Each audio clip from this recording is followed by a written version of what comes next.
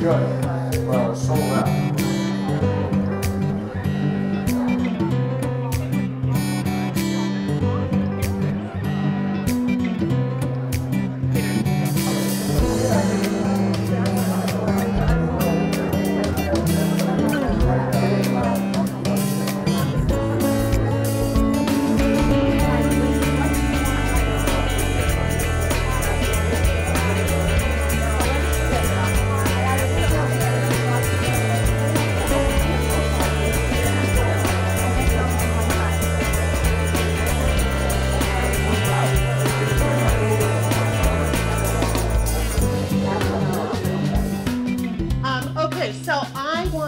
Introduce Dick Spotswood next, and then as you're eating, we're going to move into this program because there's so much that we want to learn, so much to be said. So, I mean, you all know Dick Spotswood, right? Columnist for the Marin IJ. You know, what you might not know is that he was a city council member in Mill Valley for a number of years, 3 years mayor of Mill Valley. Dick is going to introduce our speakers and be the moderator for the Q&A through today's session. So, Dick, thank you very much for being here. Susan, it's always a pleasure to be back to the Marin Coalition. Over the years, it's just, it's amazing what has this group has turned into. This is the largest attendance they've ever had. And I have to credit the current officers for just putting this back together, and the old officers for keeping it together for so many years. But it's just amazing. It's just great to have people so involved in civic affairs. First of all, let me just introduce this just a tad bit, but I'd like to also mention the elected officials that are present, and let's do that. And I'm going to also mention some of the former elected officials, because those of us who have done this kind of get nervous when somebody forgets us, so it's always nice to kind of remember those that have carried their water over the years. Larkspur City Council, Larry, and I can stand up this way, Larry Chu, Larkspur City Council. Also from Larkspur, Kevin Hara. Kevin? In San Rafael, we have Mayor Gary Phillips, Councilmember Kate Cullen, and I think Jim Schutz, the Assistant City Manager, is here? Yes. And somewhere in the room? Great.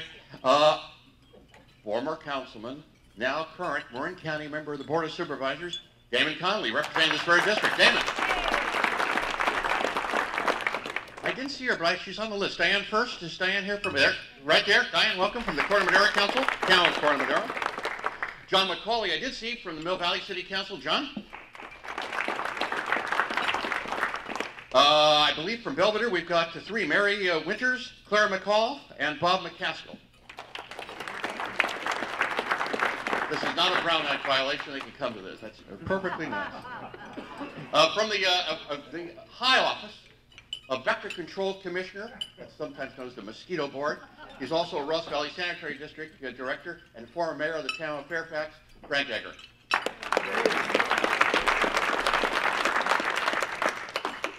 You know, the Homestead Valley Sanitary District is near and dear to my heart, mainly because I belong to the same Rotary Club as Burnett Trigoni as commissioner. Is Burnett here? He's not here. That's because his rumors he's going to run for supervisor. We'll let that go past.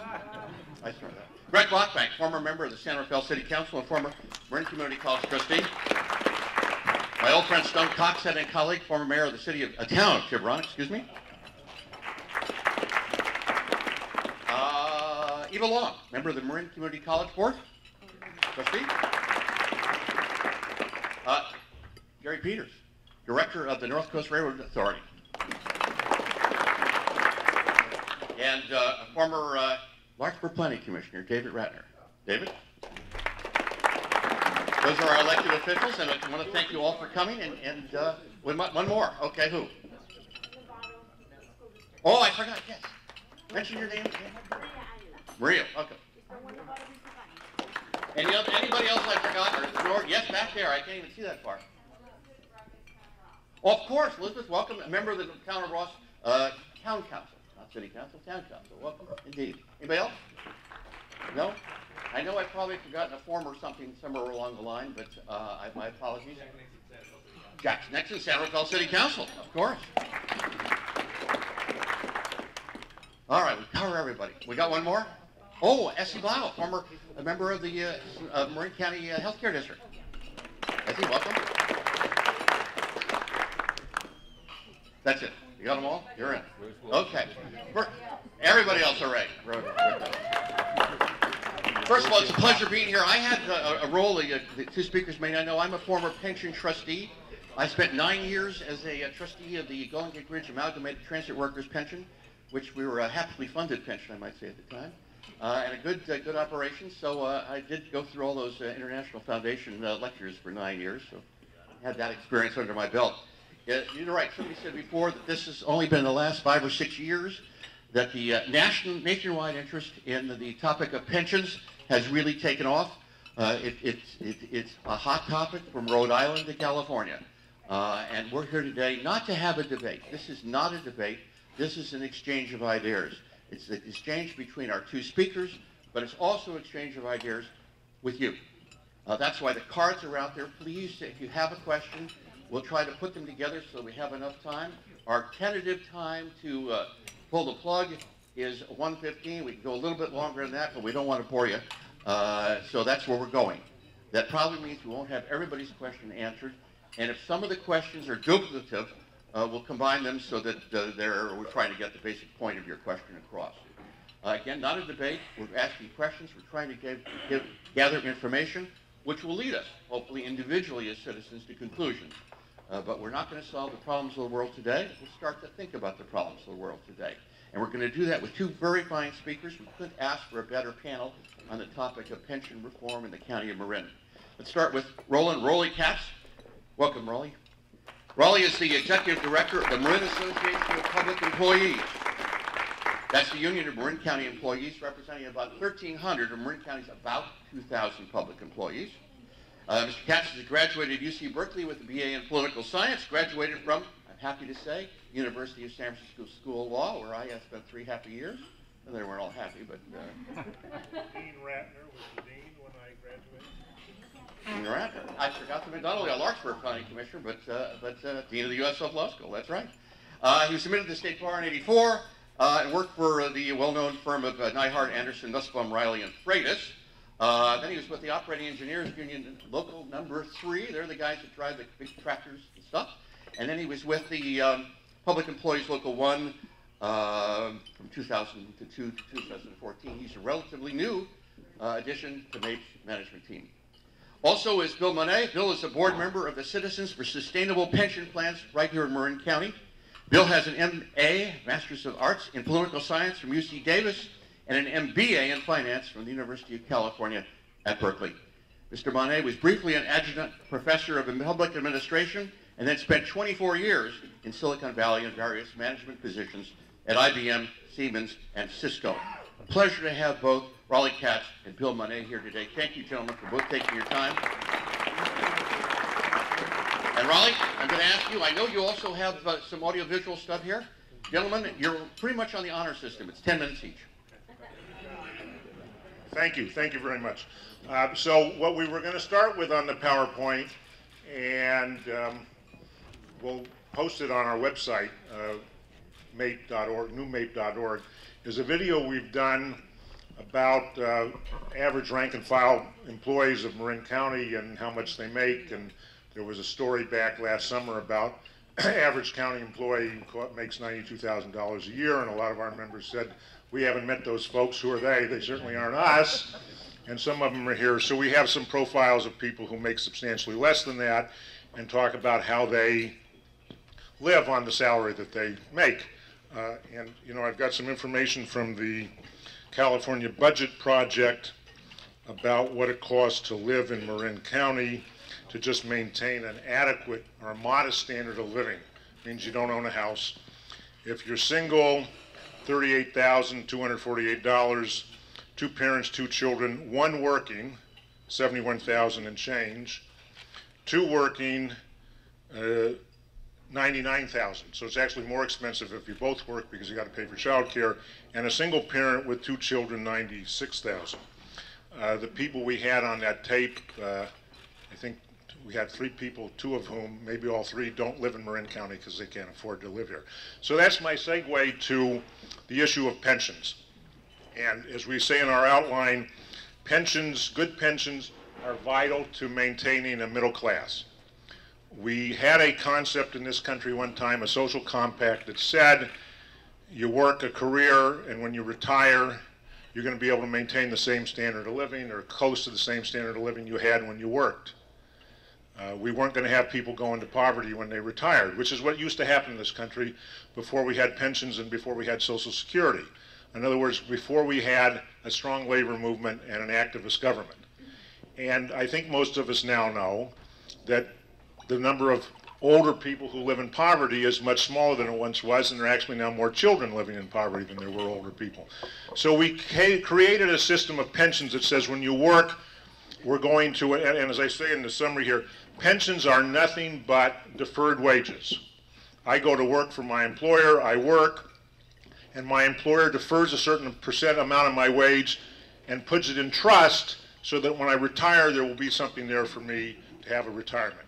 And we create things called defined benefit plans because, one, we want to say to people, when you retire, you're going to have a pension that's going to give you a benefit that allows you to maintain a standard of living similar to that which you had. So we're going to make sure there's a certain benefit there and you're not subject to the vagaries of the investment market and that just before you retire, the market goes like this, like it did a few years ago, and you suddenly have little or nothing. Talk to people who worked for Enron, who thought they had a life savings, and then Ken Lay and a few others took them and us to the cleaner, and suddenly people didn't have a pension. So we said as a society, that's something we're going to do. Another benefit of a defined benefit plan is you pool the resources of all of those people and take advantages of those economies of scale, the ability to diversify an investment portfolio and to have professional people manage those investments. So we said we're going to defer your pension, we're going to defer some of your wages, and then when you retire, you're going to be able to maintain a decent retirement. That's good for society. People who, when they are retired, have a decent income are not a drag on society. They are a plus on society because they're able to afford to buy things, pay for things, maintain a standard of living. If they don't have a decent retirement, they become an economic drag on society. We pay for it. We pay for it either through social programs, we pay for it if we pay directly, children paying for their parents. So we pay for it in a fashion that is not positive on the economy, and it's really the same concept as having a high-wage economy. When we had a vibrant middle class in America, when working people were able to make a decent living, the economy grew in a way that was beneficial to everybody. A lot of people in this room probably went to college on the GI Bill. A lot of people in this room probably bought a house on the GI Bill. Those things created a dynamic that led to an ever-expanding middle class, prosperity for an entire country, and growing economy, jobs, and the like. Now, how does a pension work? Because we get all these big numbers. Well, I got to stay with my slides. Pensions were intended to be part of a three-legged stool of retirement. Some would add a fourth, your house. So the three legs are Social Security, your pension, and your own savings. It's important to note that Marin County employees and many other employees in the public sector do not participate in Social Security. So they don't have one of those legs, and their pension is intended to be two legs, Social Security and pension. No Social Security for Marin County employees. That was something that happened years ago. Many other public sector employees, no Social Security. So, I'm going to talk a little bit about how it's funded, but I want to hit this point. There's a lot of talk now in this debate about, well, their pensions are better than mine. Their pensions are better than the average taxpayer, whatever the average taxpayer is. The definition of what constitutes an adequate pension is a function of what one needs to live in retirement, not how much one's next door neighbor has. And there are some basic guidelines about percentages of your income, and the less you make, the higher percentage of your income you need to be able to maintain a decent standard of living.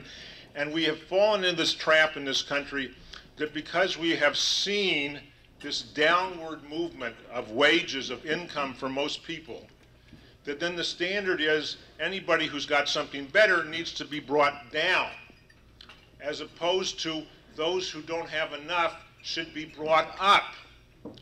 Some used to say, I think Ronald Reagan said it, you know, a rising sea tide lifts all boats.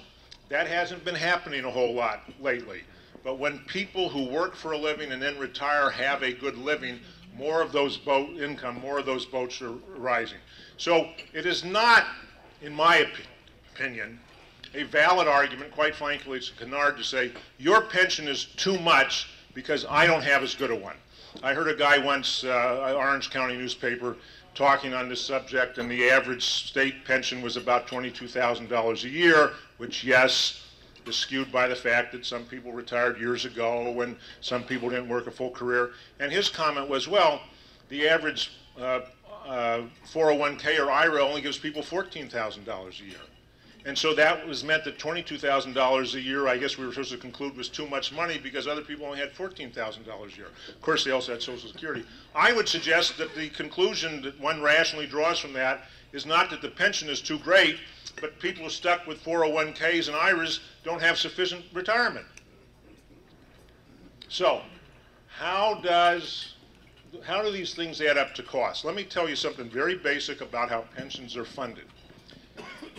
And it's art and science, and a lot of art. So the pension funds employ actuaries who make estimates, just like insurance and companies employ actuaries who make estimates. And they try to determine how much do the employer and the employee pay this year, how much money has to be paid this year by whomever, so that there's a sufficient amount of money paid this year that that money plus everything it will earn from now to the day the employee retires will provide enough money to pay for the benefit the person earned this year, however that benefit is determined. And that's what's known as the normal cost. These assumptions include things like how much money will we make on our investments, a very imprecise science, how long will people live, maybe more scientific, but always lagging a few years behind, how much will inflation be on consumer prices, how much will inflation be on wages. Those numbers rarely, if ever, are precisely met. Let's think about that logically. If we say we're going to earn 7.25% on our investment return, we're more likely to earn something somewhat more or something somewhat less. When those numbers, when the system doesn't earn as much, or when longevity, life expectancy exceeds that, that creates the big bugaboo we're going to hear about called unfunded liability. But when the fund exceeds those numbers, that creates what could be called excess earnings or surpluses. The systems are organized in such a way that people know we're not going to precisely meet the number every year, so we're going to smooth those gains as losses over years. And this county's retirement system says in those years we have positive, we're going to use those numbers to reduce the unfunded liability that accrued when we had negatives. And over 17, if we have an unfunded liability, over 17 years we're going to pay it off this year, and then if we have an unfunded liability next year, we'll pay that off. But if we have a plus, we can use some of that plus to pay off the unfunded liability. So there have been some things that have happened in recent years that have contributed to this number getting larger. One is that people are living longer. It's a good thing, as people point out. A second is that we made some enhancements to pensions in the late 90s, early 2000s, which in my own opinion, it's not an official position of MAPE, many of those were ill-conceived. We made improvements in pensions. We did it at a time when the stock market was booming. Alan Greenspan referred to it as irrational exuberance.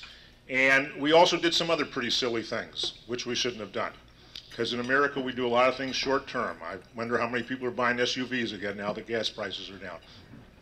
We also cut the vehicle license fee for absolutely no reason, an absurd concept. And then we elected a B-rate Hollywood actor who played action hero because he said he wasn't going to raise it. So if we're going to be critical of decisions made in the late 90s, early 2000s on a stock market that could not continue at that rate based on companies that never made a penny profit having their stock go up, and saying that was not a good idea, I agree, and I hope other people agree that cutting the vehicle license fee was equally a bad idea.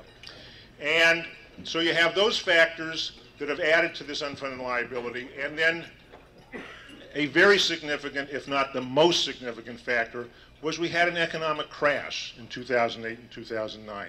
And if you look at the rate of return for our system, Marin County Employees Retirement System, you see years where they're getting double digits, far in excess of their assumption rate, and then you see the crash and you see it go way down like that. So I'm getting a signal to wrap up. On the question of putting this huge number, this daunting number of unfunded liability in perspective, I submit that what is far more important than what that number is what does it mean to the county budget, the city budget, the school district budget, how much of the budget has to be spent on pension this year, next year, not whether this number seems astronomical. So to wrap it up and conclude, pensions are vital to maintaining a middle class. They're vital that people can have a decent pension when they retire. The best way to do that is through a defined benefit plan. Slashing benefits for working people does not save us money. Austerity is not a sound economic policy.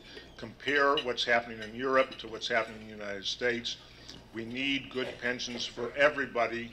Those people who don't have them, we need to get them a good pension. Thank you.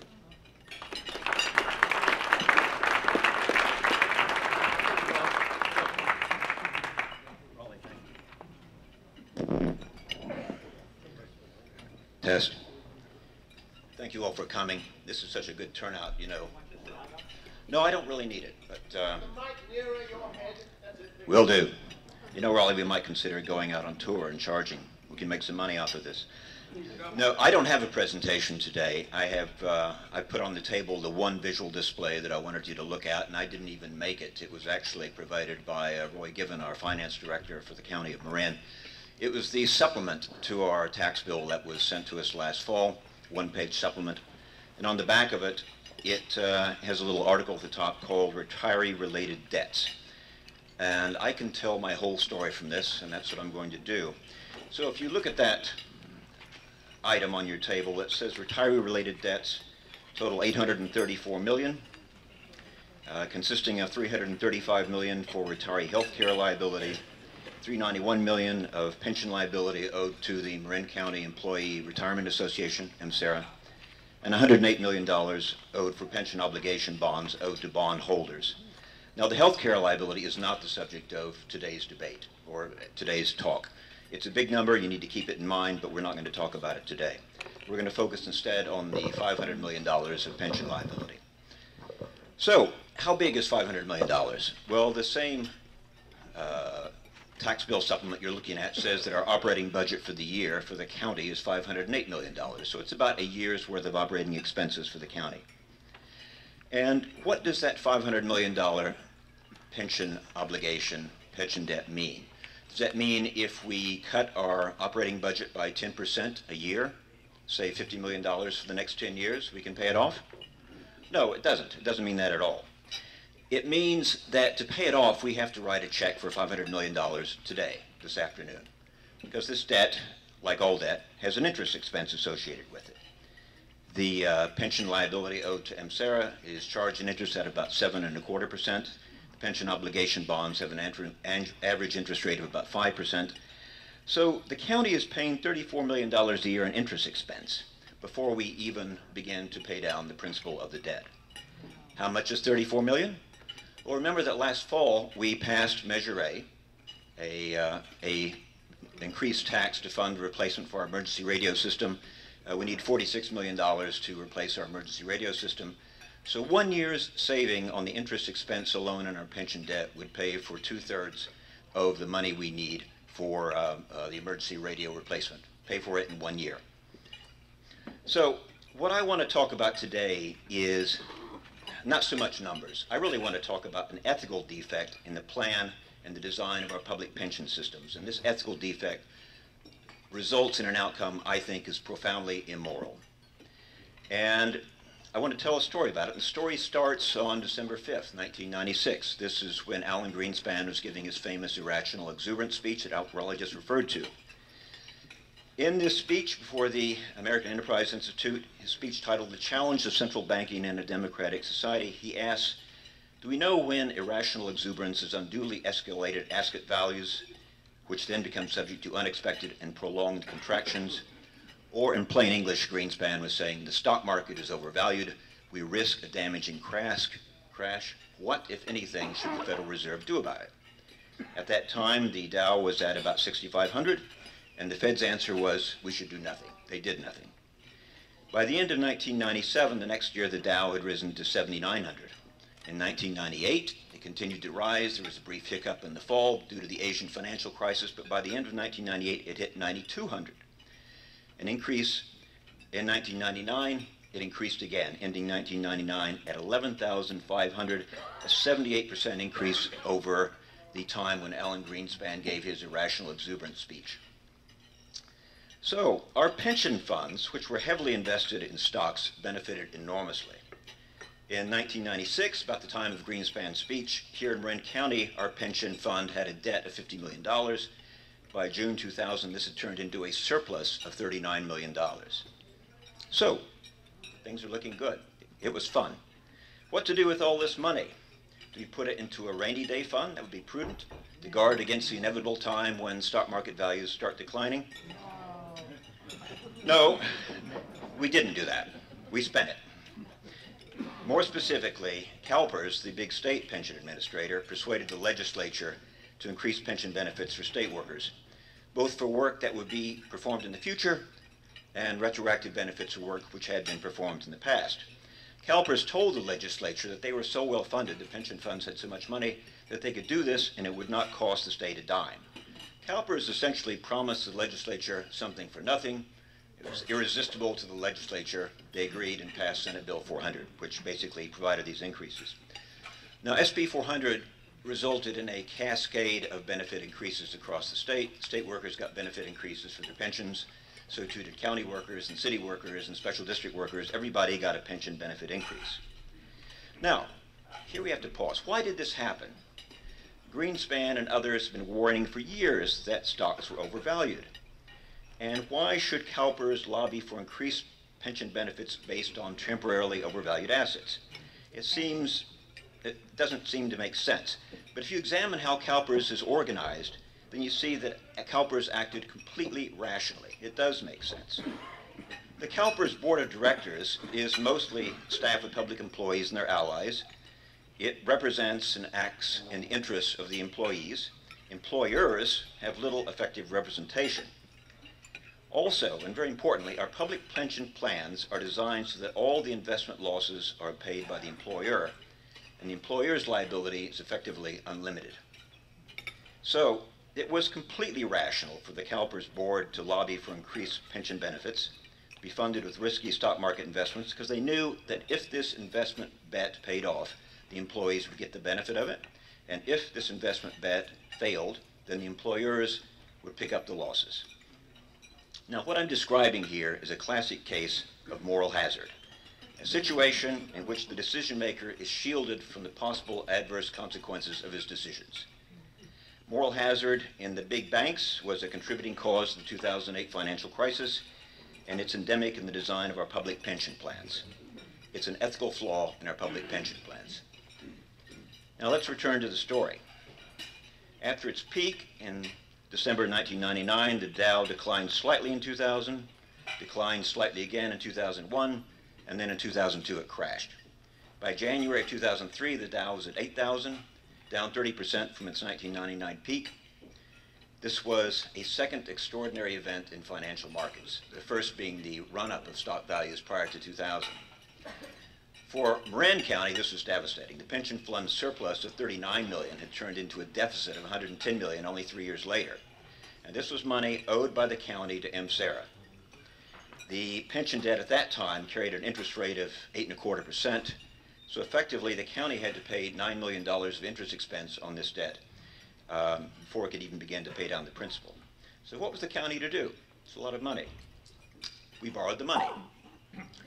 In 2003, Marin County issued $113 million of pension obligation bonds, $110 million to pay off the pension debt owed to MSERA, and $3 million went to the bond underwriter. By the way, the bond underwriter was Lehman Brothers Bank. The interest rate on those bonds is about 5%.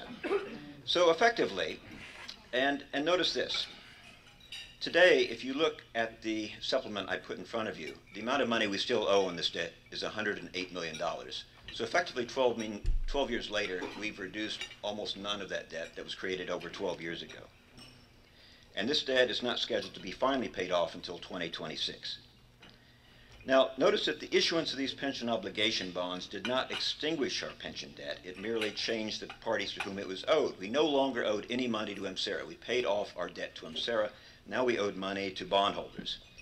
This refinancing also lowered our pension interest expense. Our interest rate was reduced from 8.25% to 5%, which is a very good thing, but the debt remained. Here, I want to pause the story and talk about the nature of this debt. This debt is basically for services of our public employees. Our public employees work and they provide services. The services of public employees are not assets. Buildings are assets. A police building is an asset. The work of our policemen are not. So effectively, we borrowed money for the services of our public employees.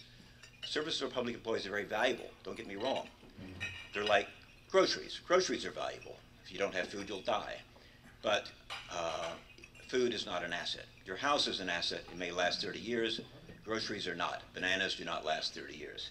So effectively what we're doing, when we finally pay off this bond in 2026, residents of Marin, some of whom were not even born when these services were provided, will still be paying for the services offered back before 2003. I find this immoral. I think it's a violation of good pension design. It's a violation of a fundamental tenet of public finance, which is that those who benefit should pay, and it's a violation of the principle of intergenerational equity. So, I'm hoping this story continued again. Stock market prices recovered, then they collapsed again in 2008. The end of the story is that today we have $500 million of pension debt. It was $50 million in 1996, now it's $500 million. So, it's not getting better. I hope that today's meeting will spark a public conversation in Marin County about what to do about this. And as we have this public conversation, I'd ask that we keep in mind three things, three pieces of advice. And the first piece of advice is for our elected leaders. That advice is be honest. Most of you don't understand pensions, some of you do, and all of you have been reluctant to talk about it candidly in public. You have an opportunity coming up.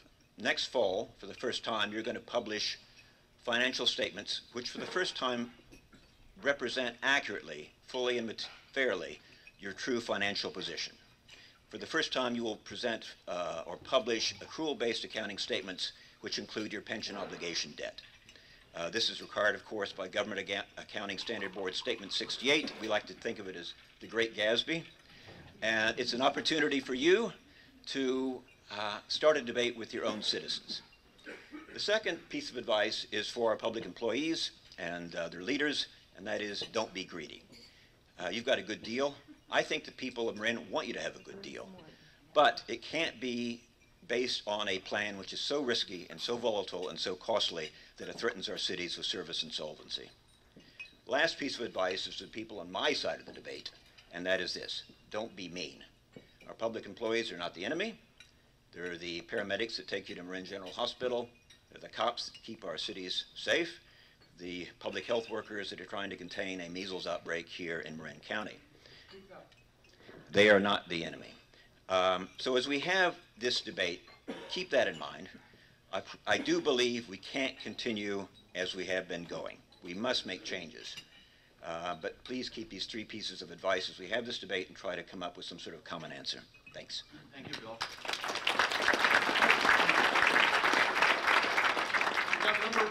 Number of questions. Can you hear me out there? Number of questions from folks, and they're fall into three categories: Raleigh Katz, Bill Monet, or both. Let's do it this way: one for Raleigh, one for Bill, one for both. Then we'll Raleigh, Bill, and we'll do that. Follow that routine. Raleigh, we're going to start with you.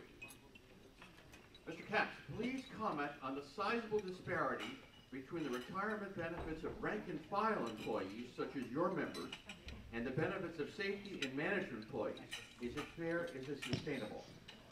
Oh, I know, both of you gentlemen, a minute or so on that. So safety employees, police officers, firefighters, other classifications, do have a more generous benefit than general employees. It's what's generally known as, it was 3 at 50, now I think it's 2.75 at 55. So that means, one, they can retire earlier, two, they can, each year of service gets them more. So clearly that's a more expensive part of the pension plan. But I think also to put in, and so the easy answer for me to say, no, the question is, it means management and safety are getting too much and we aren't. But I think to be a little more thoughtful about it, there is a reason as a public policy matter why we as a society want peace officers, firefighters to have an earlier retirement age. I was at a talk about 5 years ago, just a week or so before I turned 55, and I said, you don't want me chasing crooks and running into burning buildings. I'm now approaching 60, you don't want me chasing crooks running into buildings. So if you're going to design a plan, you certainly want for certain kinds of jobs in the public in the interest of the public safety, not in the interest of the employee's safety, to have a decent pension that people can retire earlier. In terms of management, if they're not safety, they get the same benefit we get. And again, it's an easy shot for me to say just get rid of it. We could get rid of all the management employees' pensions, and my guess is we'd still have a pension cost. However, I would say this, as my own philosophical perspective, people who make $200,000 a year don't need the same percentage of their salary when they retire as somebody who makes $50,000. So I personally am okay with a system that graduates that. Now, PEPRA, the reform bill, did do that to some degree by capping it's the Social Security number or a little higher if you don't have Social Security. So newly hired management employees are not going to get a pension on their full salary, they're going to get a pension on a smaller number. Bill Monet. Bill, would you please address any potential downside of assuming 7.25% of return on funds invested in today's world? Sure. The downside is this. These public pension plans, as now designed, are highly leveraged financial vehicles. If you make bets, financial leverage magnifies gains and losses. If you make losses, they become very big losses. That's how Marin County went from a $39 million surplus to a $110 million deficit in the space of 3 years. Traditionally, our pension plan, 7.25%, which is now the target rate of return for MSERA, seems reasonable if you look back in history. They've earned that probably in the last 20 years, but in the last 20 years, they weren't targeting to get 7.25%. For most of that, they were targeting to get 8.25 or 7.75.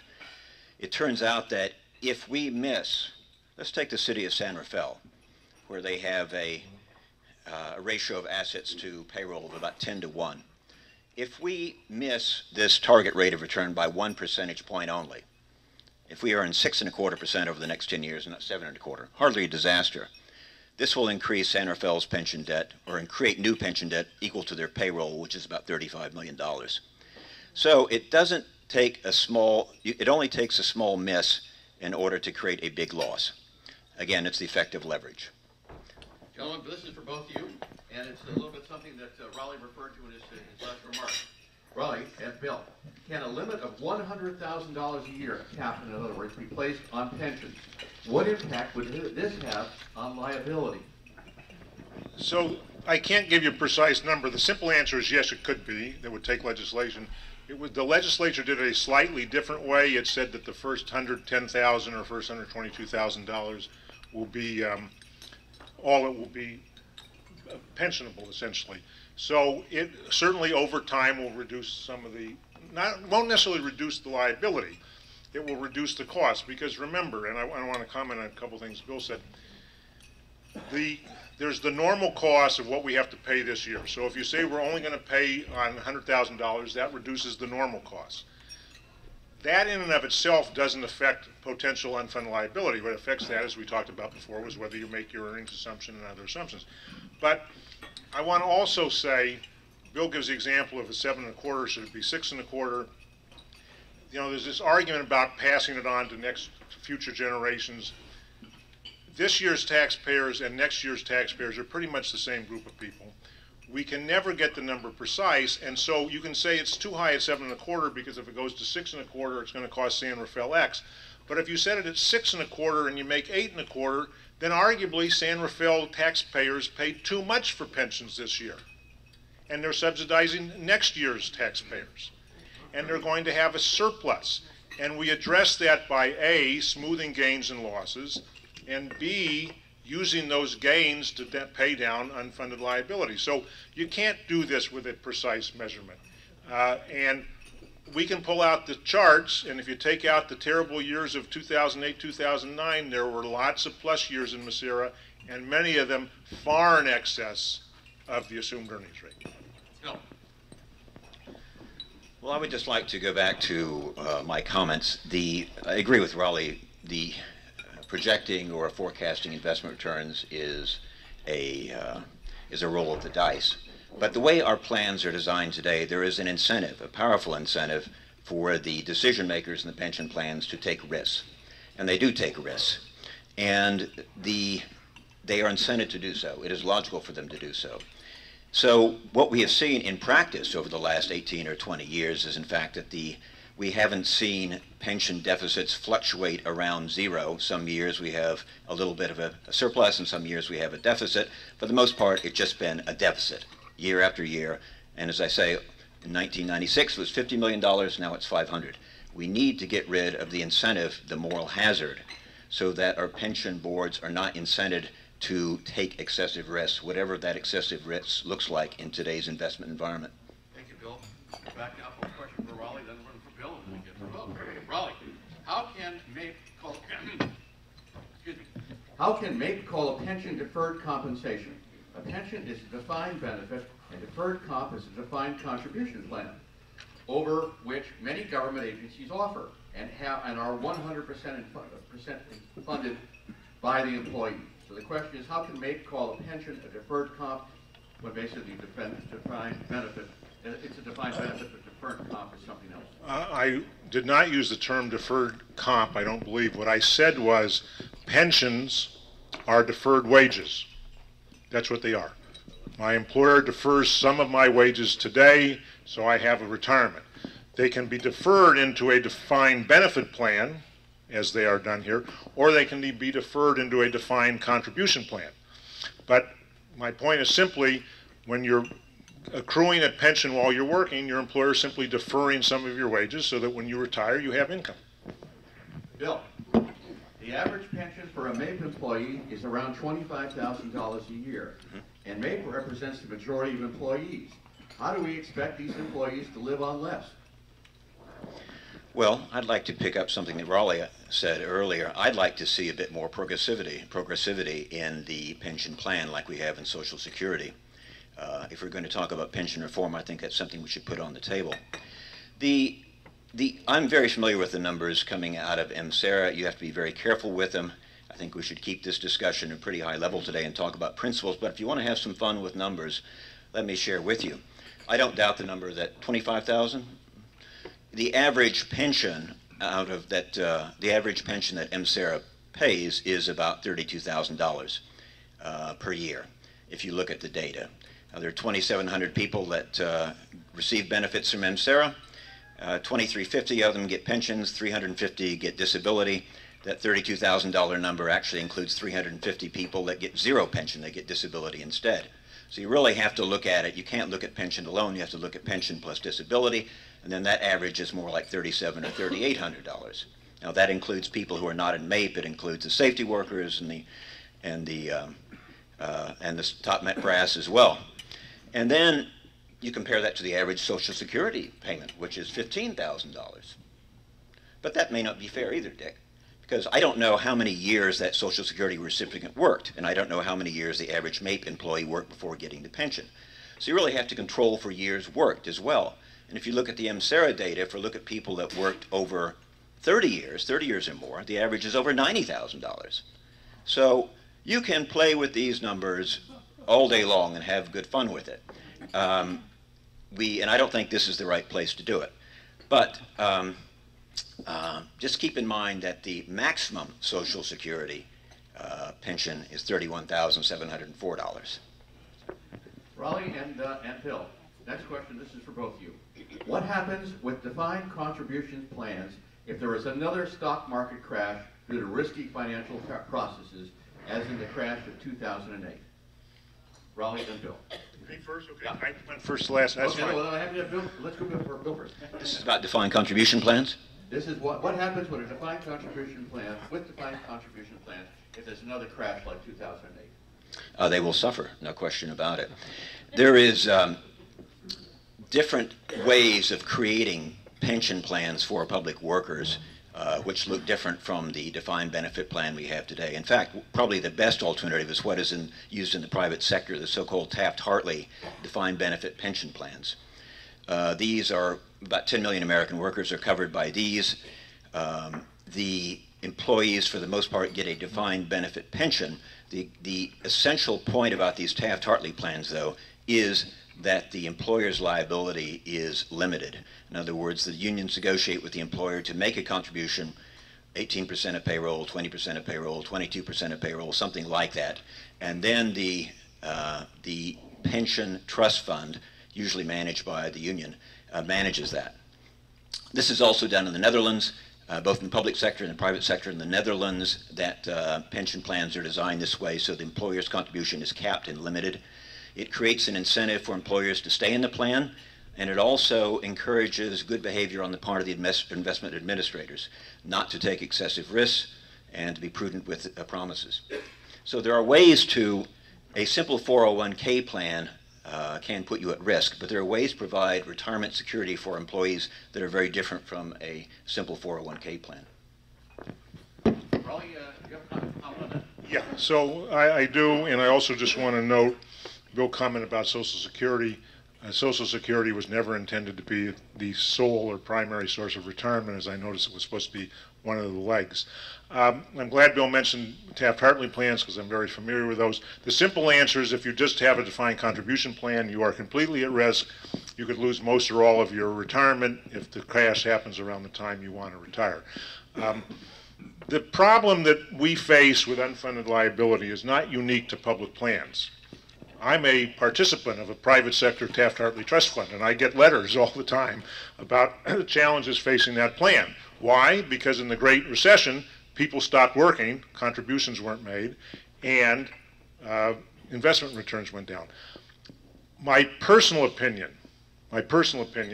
is there's nothing wrong with having flexibility at the bargaining table to bargain these kinds of issues. I would note that I think Bill is incorrect. I know he's incorrect. The plans are not run by unions. They are run by jointly trusted committees made up of an equal number of management representatives and union representatives. That's required by law. So as a personal opinion, I'm fine with negotiating how we deal with these pensions issues at the bargaining table. Raleigh, that was a joint question. We'll go back to you, then we'll have one for Bill. Raleigh, why do unions, this is a general question, you may not be able to answer for the entire labor movement here. Oh, what the heck. Why do the unions not mitigate the many abuses from spiking and double dipping? So we got to get some definitions. And I won't duck it, Bill, Dick, by saying you're right, I can't speak for all unions. So let's talk a little bit about what those two concepts are. And the Pepper law that passed addressed the so-called spiking. So, it depends what your definition is, but spiking generally means something that happens at the end of one's career that suddenly drives up the cost of the plan, and there's some litigation involved in this, and I'm very familiar with Contra Costa County, and because there's litigation, I am going to duck to some degree answering that question because I've worked for a union that was involved in that. But I think it's a legitimate part of this debate. I think it's a legitimate question that you can suddenly, at the end of your career, have some extra things going to your retirement that were not, you and the employer were not making payments as part of your normal cost, and so all of it goes into unfunded liability. I think that's a legitimate area of public debate, and there should be things. And the new legislation going forward really has limited that severely, and if the Superior Court decision is upheld to the Court of Appeal, it's going to apply that not just to new hires, but to people who were in the system. And in fairness to those people, these were the rules when they came, and they made certain decisions based upon that, including whether to negotiate for a higher benefit or not. So that's the spiking issue. So-called double dipping. I'll tell you what I think the term means. I don't know if it's what the questioner meant. It's when I work for the city of X for 30 years. I work for the city of San Rafael for 30 years. I retire from the city of San Rafael, and I go to work for a CalPERS agency, and I'm able to collect my pension from City of San Rafael, Maceira, and I'm earning a pension under PERS. Raleigh Katz's personal opinion, not MAPE's. I think there should be restrictions and limits on that. I think that, now, you know, but then you got double dipping. I know people who left an industry, left a career, not necessarily voluntarily, in their late 50s, early 60s, started to collect a pension from employer X, and in a completely different field, were working. You know, should somebody not be able to collect a pension in that case? I don't know. I think there should be restrictions. My own personal opinion, it doesn't offend me at all if you were to say, look, if you want to go from being the captain in the police department in City X that's in Maceira and you want to become the chief in City Y that's in CalPERS, you're going to have to wait until you retire from second job to get your pension. A couple other wrinkles you'd have to work out. Some employers that have retiree health care benefits say you may only get your retiree health care benefit when you retire. Real case example of somebody I know. Worked for the employer 20, 25 years, was in her mid-50s. Change in her life. She fell in love with somebody who lived 50 miles away, got married, they lived in his house, she got a job closer to home with a different public agency. She went from one plan to another. She wasn't prepared to retire. She didn't need her retirement income, but had she not retired, she would have lost that 25 years of health care benefits she had accrued, and with her new employer, she would never have been able to get a retiree health care. So if we're going to say, and this is where it gets really detailed, we're not going to let you do that, then we can't put people in a position where they lose their retiree health care benefit as well. Bill Minnick, why have public pensions not mirrored past tense, what has occurred in private sector pensions? This is a very good question. And I don't fully know the answer. The part of it is in legislation. There is something called not legislation but law. There's something called the California rule, which is California state case law, which says that benefits for public sector workers or the accrual rate of a pension cannot be changed after the employee starts employment. It could be increased, but it cannot be reduced. So any adjustments in pension benefit accrual rates can apply only to new employees. This is sometimes, so this would explain why there is a relatively slow change in the design of pensions or the cost of pensions in the public sector. But you have an interesting case in the bankruptcy of Stockton, the Stockton bankruptcy case, where the judge effectively said that the California rule doesn't apply. Federal law trumps it. And yet the city of Stockton, which was bankrupt, chose not to make any reductions or changes in their pension benefits, even though they could have. So clearly there's more than just a legislative protection here. Part of what we're talking about is the fact that, for example, our safety workers, our police and fire people, that our elected leaders think that they have no choice, there's no alternative but to work with the people they have, and that effectively our local police and fire unions, for example, are monopoly suppliers. So I think that's part of the answer as well. I would add that in other countries looks very differently, that other countries in Europe are experimenting with contracting out services. In Great Britain, for example, even police services are contracted out. And the interesting thing was this was done by the Labour government. It was done because they wanted to save money. They wanted to spend more money in the National Health Service. And so much of the police work is actually done by contractors. The two companies which do this most, G4S and Serco Corporation, have offices in California. G4S has offices in San Francisco. It's not done in this country, but it could be done probably. Gentlemen, I'm going to go to a joint question, and I'm going to put two together from the audience. One half, each of you will smile and say, "Thanks for that question. That's a great one." And the other half, each of you will say, "Oh, damn, stupid question." Pick and choose as you see. Your question, Dick? Yeah, Raleigh. No, it's not. It's from two people here. And Raleigh, since on these joint ones, Bill went first last time. Have you go first this time? And question one: can we sustain a viable middle class without unions with political clout? That's the one you'll smile. No. And then we'll go on to the second one very quickly. Will the elimination of political contributions by the unions to the supervisors promote a less biased outcome in pension negotiations? I told you each of you would like one of these. So, I'm not sure you mean by an illumination, because all contributions that are made are disclosed. So there's already full disclosure, unlike the Koch brothers and others who contribute to whatever those funds are called that don't have to disclose a thing. So any contribution MAPE or the firefighters or anybody else makes is already public record, and I'm sure the newspaper prints it regularly. But to also partially answer that, I want to comment also on a couple points Bill made and some elimination. Oh, elimination. Well, with eliminating, yeah, but if you'd like to do away with the First Amendment, be my guest. And are you going to eliminate, I'm serious, are you going to eliminate contributions from corporations? Are you going to eliminate contributions from anybody? Because are we going to have public financing? I'm for it, I'm with you. So can we all now put on real public financing? Because the notion that the labor movement is on a par with corporations and rich people in politics in this country is completely false. Corporations and the upper brackets of this country contribute far more than labor unions do, and that's just in campaigns. Then we talk about lobbying. How many lobbyists did the banking industry have in Washington, D.C. when we were attempting to reform the bank industry that put us in this mess? And I haven't heard that discussion at all, because we have sort of this false choice here. Pensions are too high for public employees. Private pension plans have more flexibility. What about the damage that was done to this country and every public agency in this room, in this county, by the banking crisis that was caused by the deregulation of the banking industry? Yes, it was signed by a Democratic president. And everything that's happened since then. So if we want to talk about leveling the political field, I'm all for public financing, a limit on how much anybody can give, matching little contributions with more than big contributions. The current Supreme Court will never approve that. Thanks, Raleigh. Bill, same questions, and once again you can smile and frown.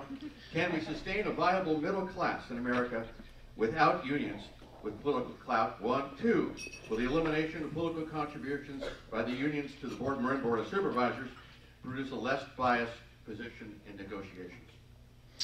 Well, actually, I may change sides here, because I am extremely worried about the status of the middle class. It's not only in California, the United States, throughout all the developed world. You see it in Japan, you see it in Germany, you see it in Great Britain, in Italy, lots of places. The middle class is under pressure. One of the reasons, not the only reasons, but one of the reasons for that is the decline of unionization. Unions have a role to play in this country. Unions will not reverse the pressure on the middle class. Strong unions can help contain it. It should be part of the solution. I have nothing against unions. My pitch today was about moral hazard and bad incentives. So regarding the second question about whether eliminating union contributions to our candidates, well, I'm very optimistic. First of all, I think that is a First Amendment violation, so you can't eliminate union contributions to the Board of Supervisors. And I don't think it is quite as important as perhaps some of my colleagues do. I'm thinking back to the county supervisor race last June, a woman running against Judy Arnold, had no money, no experience, no backing from the unions, and came within 215 votes. So if the citizens of Marin are interested, if they participate, and the audience today, the attendance today looks like they're interested in participating, then I think that their voice can be heard. I'm not overly concerned that the unions use their First Amendment rights and try to express their interests and articulate for their own advantage. Thank you, Bill. First of all, it's just a delight to hear a highly controversial issue in this overly politicized and overly partisan America we live in today, conducted by two gentlemen who know what they're talking about.